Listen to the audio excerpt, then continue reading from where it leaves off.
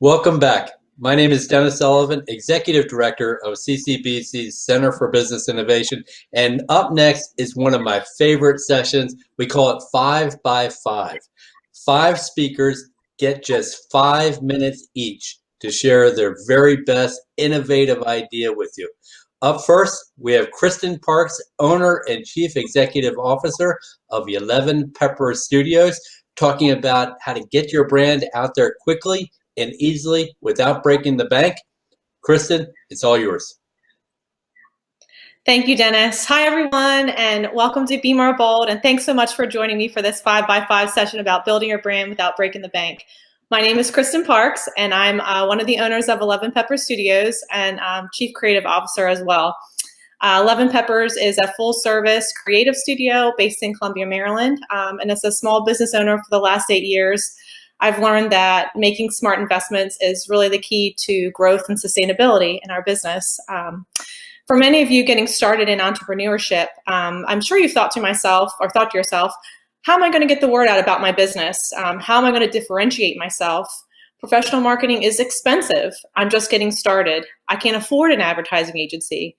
The reality is that you don't need a consultant to start building your brand.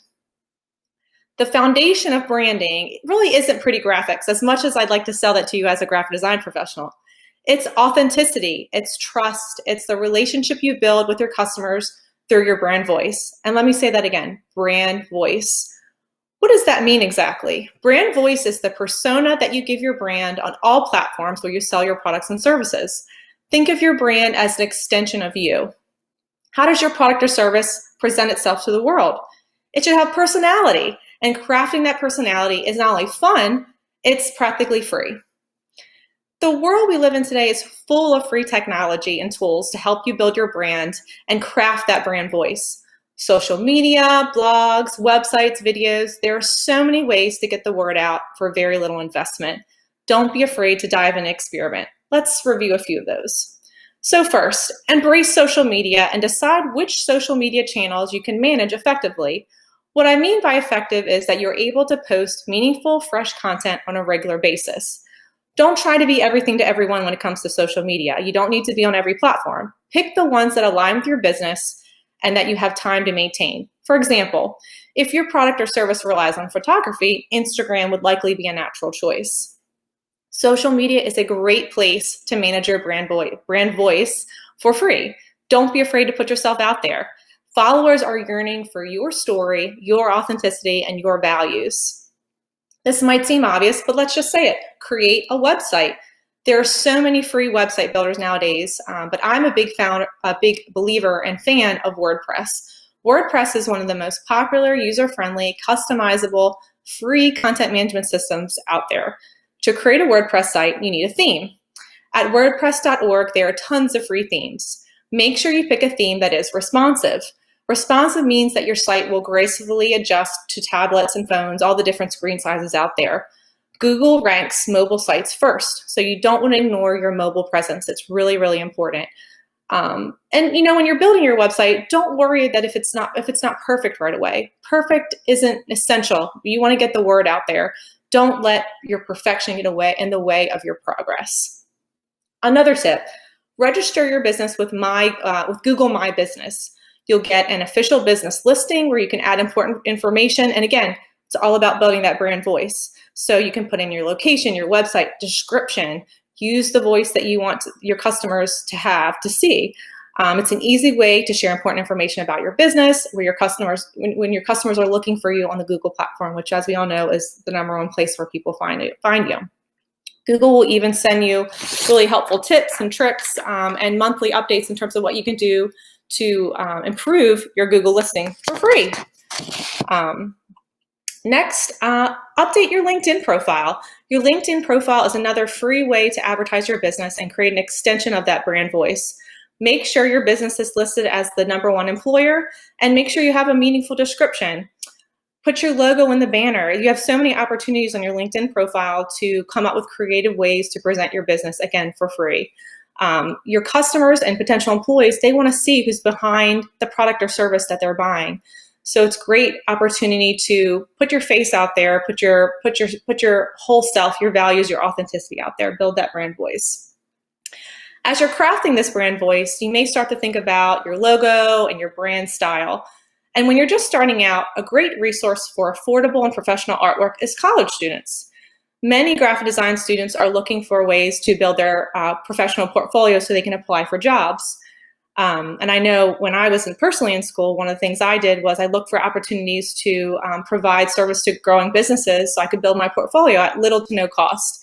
So I encourage you, go to local colleges and institutions, ask them, hey, can I be part of your graphic design program? Do you have classes where you have students that are interested in building projects with real businesses? I'd love to partner with you.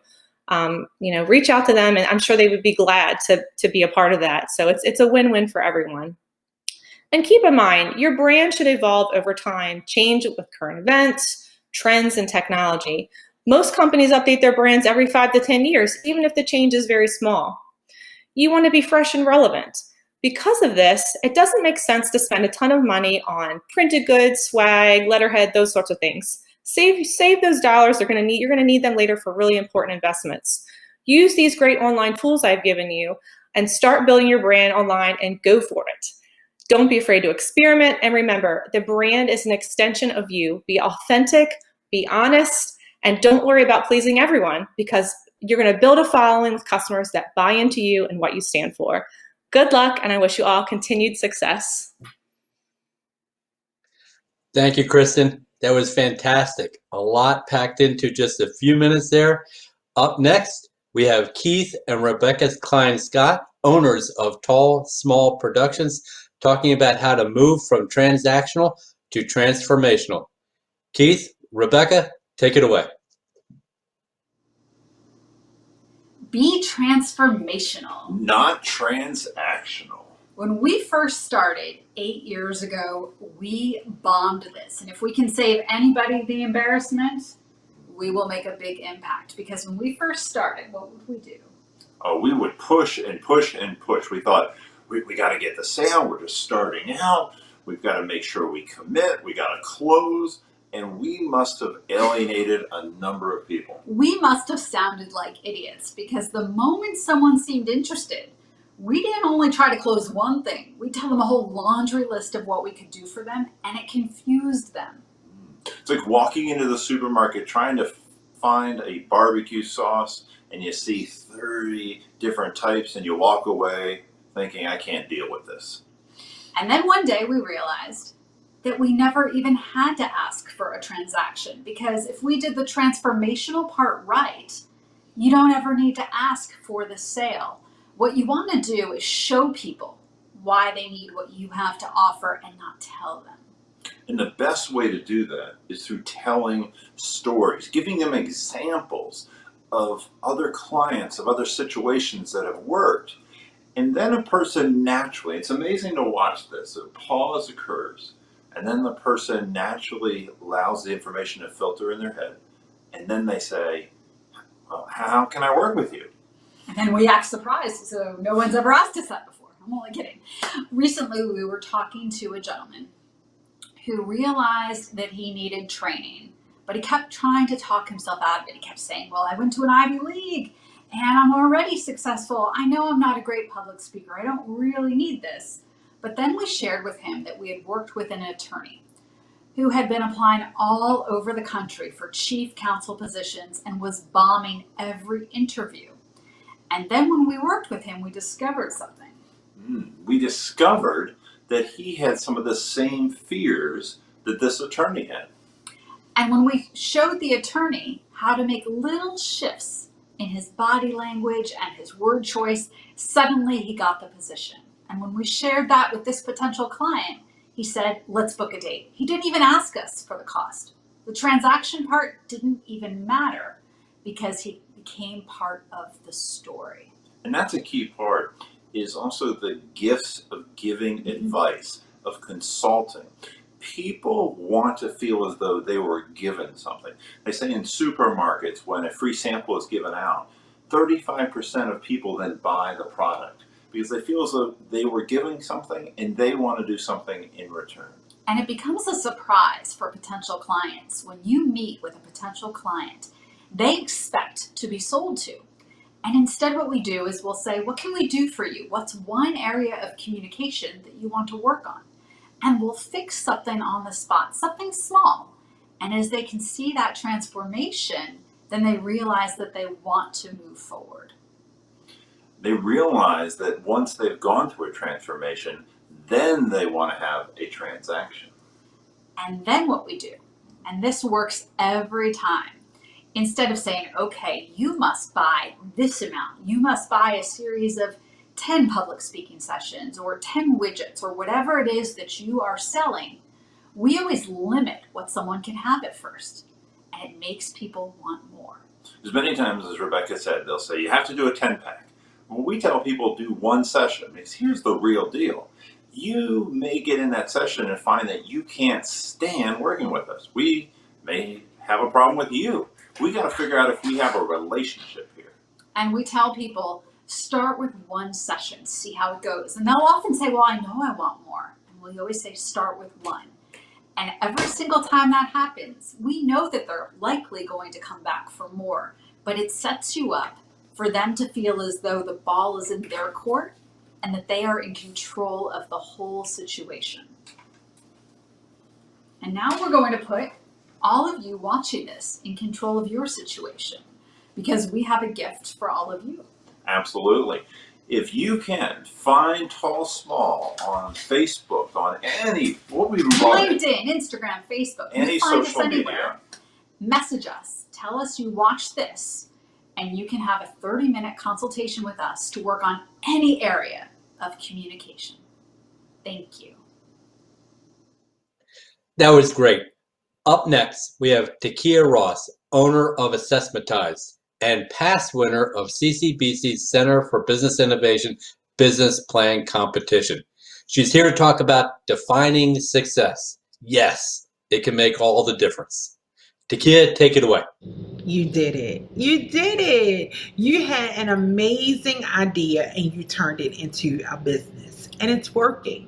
You are doing all the right things. You are attending conferences, you're learning more, you're talking to experts, you're reading books, and you're Googling everything because you're trying to figure out what in the world you have gotten yourself into. And in these amazing conversations, what you find is that people are asking you a ton of questions. What's your exit strategy? What's your scaling plan? What's your marketing plan? What's your market size? And sometimes you get a call to ask you, did you pick your kids up from school? But that's a totally different subject, but it all has to do with entrepreneurship, because entrepreneurship is not for the faint of heart. And why you started your business can quickly get lost. Many of us didn't start our business because we had this immense desire to be an entrepreneur. Some of us started out of necessity. Some of us started because we had a layoff. Some of us wanted to manage our time or control our time better. Some of us had to deal with the pandemic in a different way. And so starting a business was the best way for you to handle it. And our definition of success for our businesses are closely tied to why we started in the first place. But unfortunately, most of the time in business profit margins and balance sheets reign supreme. And questions about where your business is going and how you're going to get there are tied to revenue strategies and marketing tactics. But I want you to take a moment to really think about what you believe your definition of success is. Sometimes if we don't have that, we can become quickly overwhelmed by what others believe success in our business should look and feel like. And if we're not careful, we will also lose sight of what we believe success looks like, leaving us feeling overwhelmed and undervalued. So I challenge you to do this. Take a moment to write down what success in your business looks like at this time. Be very, very specific. How much money will you make? How many days will you work? What are your goals? Personal, financial, and spiritual. Understand that your vision for your business was given to you and only you. And it is your job to be a dynamic steward of that vision and to advocate for the success that you see and the success that you are willing to work for.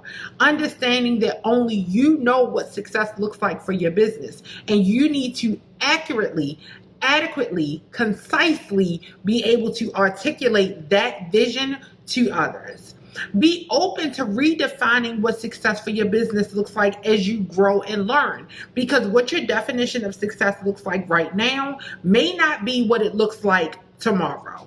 And when you do this exercise, when you take the moment, especially during this amazing conference, to write down what your definition of success was, you will be able to better build a strong team, not only in your boardroom and your C-suite, but also for the workers that you hire, because you will be able to find people who meet and mesh well with what your definition of success is and where you're going for your business. It will better help you to develop a mission, vision, and purpose that aligns with your core values, because your core values are set around what your definition of success is, and it will be able to stand the test of time. You will remain fulfilled even during the hard times, because you recognize that your success hinges on certain things, and you may be able to leave others behind.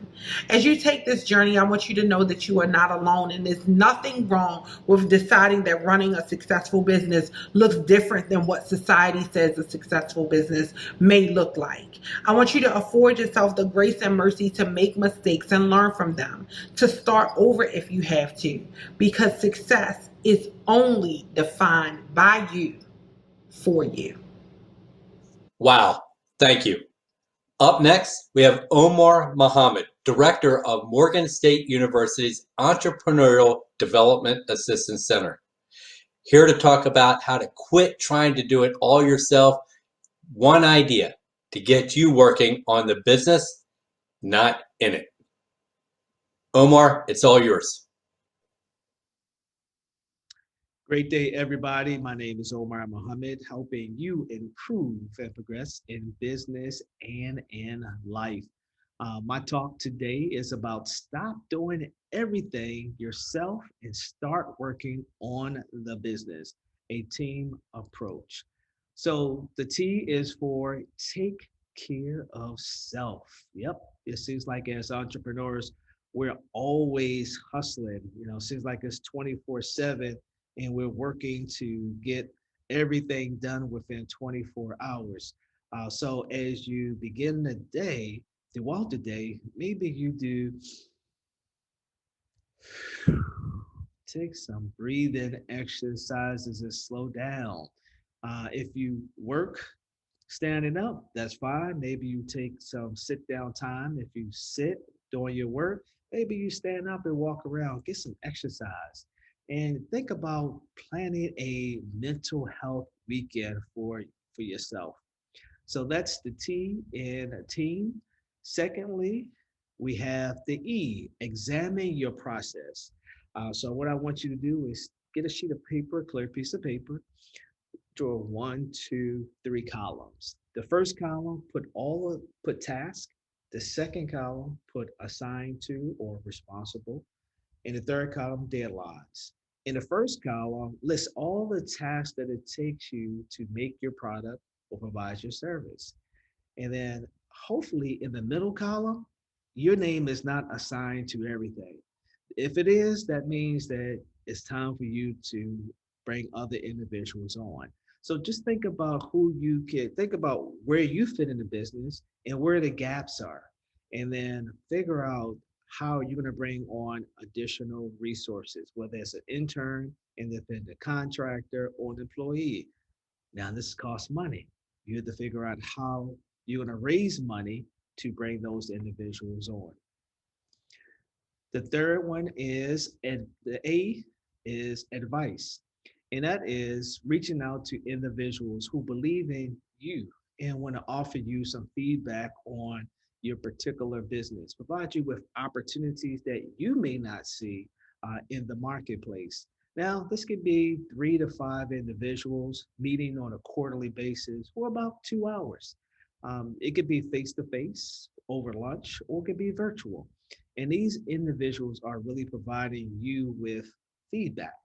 So you're actually providing them with your goals, what you want to do in the community. So what SMART goals do you have? Specific, measurable, actionable resources needed, and timetable. Every quarter, you present this information to them to allow them to give you some feedback.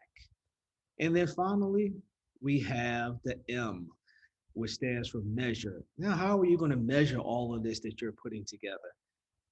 What are you going to measure? How are you going to measure it? And how are you going to hold yourself and other people accountable? So, one of my favorite books is called The Five Dysfunctions of a Team. If you haven't read it, pick it up.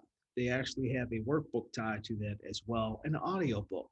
This will help you work with a team. You always want to kind of report out on how you're doing in your business. What worked, what didn't work. So hopefully the team approach to stop doing everything in your business was helpful for you. Again, my name is Omar Mohammed, entrepreneur and director of the Entrepreneurial Development and Assistance Center at Morgan State University. If you need to reach me, my email is there, omar@edacmorgan.com. Until we meet again, continue to improve and progress. Thank you for your time today. We're almost there with our 5x5 session. Last but not least, Teddy Burris, owner of Burris Consulting, here to talk about your next great business opportunity and how that can happen through that next connection. Teddy, the stage is yours.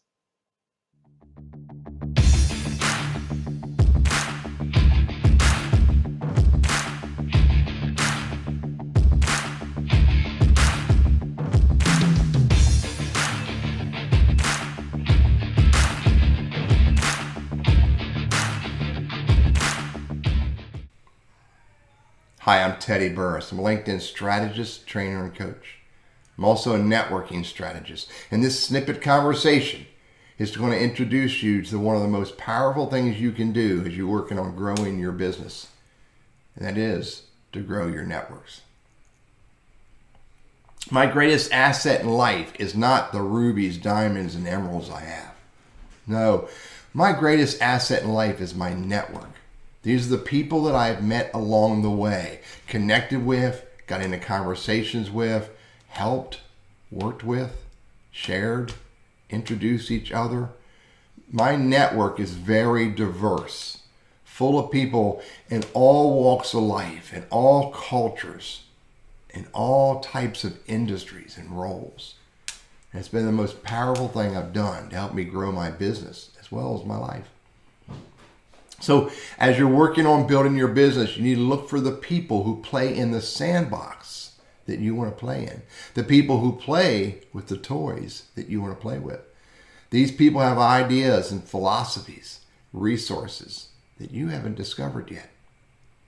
And along the way, they're going to introduce you to others who may also be able to help you because they know even more people who have done the things that you want to do, who have grown their businesses in ways that you want to grow your business. And remember, it's called networking for mutual benefit. So along the way, be willing, eager, and open to helping others. And do this with no expectations of anything in return. This will pay dividends as well. And also, remember, the easiest way to help someone is to introduce them to someone else. You don't have to have all the answers. You don't need to know how to do everything. But as you're building your network, help others build theirs. Your network is the one asset you have in your life that amplifies the value when you give it away. And adopt Dale Carnegie's principles. 9 of the 30 are critical as you're growing your business and growing your network. Never criticize, condemn, or complain.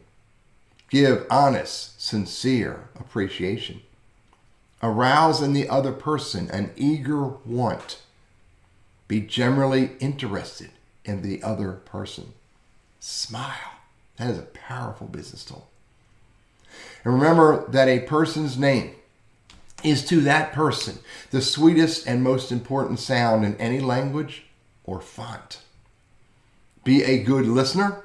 Encourage others to talk about themselves. Talk in terms of their interest. and make the other person feel important, and do this sincerely. These principles have been vital for me as I grew my business and my network. And when possible, ask the power questions. Who should I meet next? And how can I help you? Be very purposeful when you're building your network, while you're also very deliberately focused on building your business. If you build your network correctly, it can become your greatest asset in life. You want to know who you're networking with, and you want to know who you're connecting with. And you want to be very deliberate about getting into the right conversations with the right people about the right things. And always remember to give, and to give with no expectations. This practice has taken my business to a whole other level that I never would have imagined I could get to. And I encourage you to do the same thing. And I wish you all the best in your journey towards the goals that you are seeking.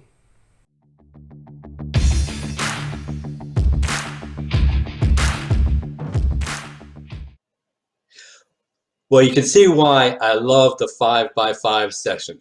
5 speakers sharing a lot of terrific content in just a short period of time. Please join us for our next session starting in just a few minutes with our top 5 high-impact resources available to entrepreneurs and innovators with Troy Lemire-Stovall and Michelle Whaley. And immediately following that, we'll be joined by Clarence Wooten. Please take a few minutes and join us in just a few. Thank you.